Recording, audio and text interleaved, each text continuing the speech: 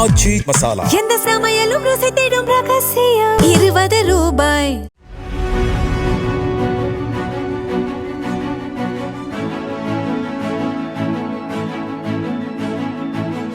கடலூர் மாவட்டம் திட்டக்குடி அடுத்த மங்களூர் அரசு மேல்நிலைப்பள்ளி வளாகத்தில் உள்ள வேப்பமரத்தின் கிளையில் கூடு கட்டியிருந்த தேனீக்கள் கொட்டியதால் 50க்கும் மேற்பட்ட மாணாக்கர்கள் காயமடைந்தனர். அவர்கள் அனைவருக்கும் அருகிலிருந்த அரசு மருத்துவமனையில் முதலுதவி அளிக்கப்பட்டதைத் தொடர்ந்து மேல் சிகிச்சைக்காக வேப்பூர் அரசு மருத்துவமனையில் அனுமதிக்கப்பட்டுள்ளனர்.